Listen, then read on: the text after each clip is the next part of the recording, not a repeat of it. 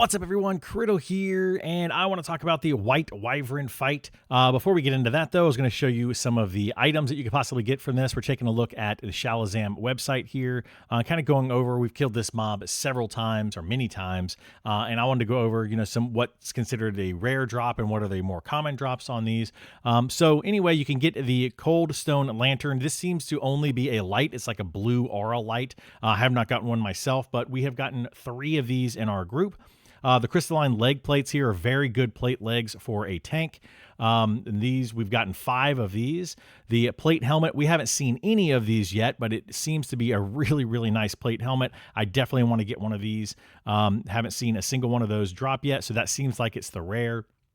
You have a monk headpiece, which is probably best in slot for the monk. It's got 27 haste rating on it, which is insane. We have seen 4 of those headbands. The Heart of the White Wyvern. I talked about this previously, but it is only for the Wizard, Ranger, Druid, and Shaman. It increases your cold and nature damage. It is a permanent buff, and I think it's on a 3-minute cooldown, but it's a permanent buff once you put it up, and it's a clicky in your inventory. We have gotten 3 of those, and the scale here, which gives 1 health regeneration and 5 frigid resistance. We have gotten 2 of these in our farming of this particular mob. In addition to that, though, I want to talk about the some of these other items you might be able to see in here, which are body parts of the Wyvern. We have the heavy wings. You have things like claws and other body parts.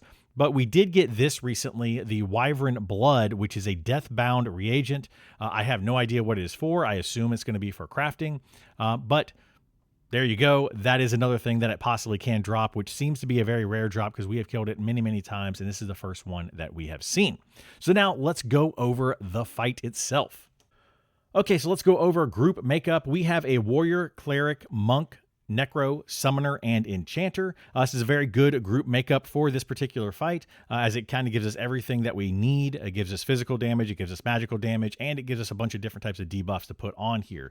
Some of those debuffs that you want to put on are slow, lower the magic resistance, lower the mitigation. These are very important debuffs to put on the mob.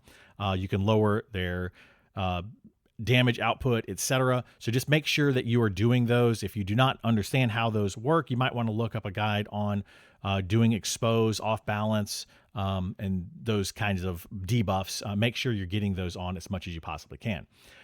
This mob can spawn with 2 elite traits, or will spawn every time with 2 elite traits. Those elite traits can be any of the elite traits that are available outside in the game anywhere.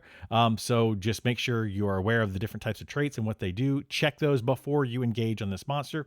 I will say that the armored trait can make it very difficult for a warrior or paladin to maintain threat. For my warrior, how I do it when that happens is I throw up the challenger's banner, and it usually solves the problem for me. I get a lot more threat that way. For the paladin, I'm not really sure what you would do, but hopefully you can figure out a good way to do that. And then if you have a Dire Lord tank, they have their ways to maintain threat without having to do a bunch of damage. So make sure you're using a good tank for that situation, or someone that knows how to manage threat. As far as where to tank, we tank him right where he spawns. That is a good location to do so. And then some abilities to watch out for. So there's several abilities that this mob does, but there's 3 in particular that I want to call out. There's the tail swipe. It is a frontal cone.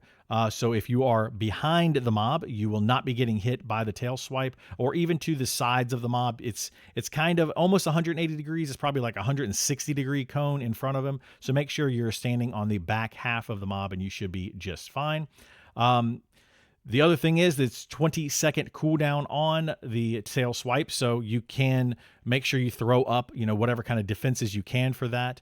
But what's more important is the rip and tear ability. This one will absolutely rip and tear your tank apart. It is a double hit that does anywhere from 100 to 300 damage per swing to your tank. It's a lot of damage that can happen very quickly. So I would save your cooldowns for that ability in particular. And it is on a 15-second cooldown. If you have a cleric in your group, be sure to throw up a shield. It really does help out. If you're a tank or a warrior like I am, you might want to throw up your shield block, your guaranteed shield block, or your parry abilities, and those kinds of things that you can throw up. I would highly recommend those. The last ability that I want to call out is Frostifer Lightning.